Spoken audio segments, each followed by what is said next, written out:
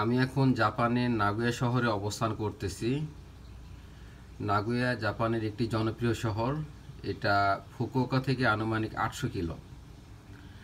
আমি গতকাল এখানে আসি, এসে একটি হোটেলে উঠেছি। টোকিও থেকে ফুকুওকা থেকে নাগোয়াতে আমি শিনকানসেনে আসি। শিনকানসেনে আসতে 800 কিলো, আনুমানিক 4 ঘন্টা লাগে। আমি এখন যে হোটেলে অবস্থান করতেছি আপনাদের আমি সেই হোটেল দেখাবো। হোটেলটি অনেক সুন্দর, অনেক সাজানো গোছানো পরিপাটি। আমি স্টেপ বাই স্টেপ দেখাবো। এটা হচ্ছে হোটেলের দরজা, আমার রুমের দরজা।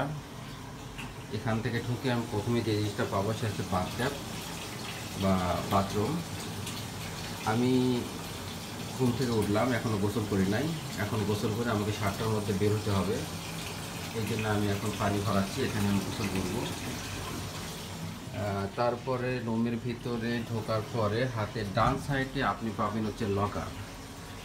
এখানে আপনি কাপড় রাখতে পারবেন। এখানে 2টা লকার আছে। আমার এই রুমটা ডাবল রুম, ডাবল সিটের রুম। সিঙ্গেল রুম ফাঁকা ছিল না, এই জন্য ডাবল সিটের রুম নিছি আমি। তো এটা লকার। লকারের পরে আপনি কি বললাম, আমার রুমে 2টা বেড। দেখেন, এই যে একটা বেড, এই যে 2টা বেড। আমি এই বেডে তাতে ঘুমাইছিলাম। তারপর আপনার একটা টেবিল আছে, এখানে টিভি রাখা আছে।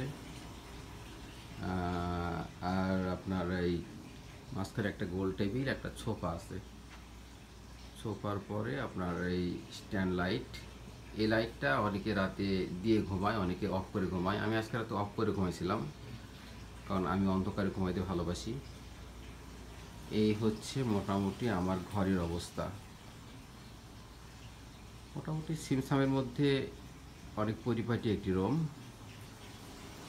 যদিও একা থাকার জন্য একটু সাইজে বড় হবে। তবে 2জনে থাকলে আপনার মোটামুটি 2টা বেড সুন্দরভাবে থাকতে পারবেন। ধন্যবাদ।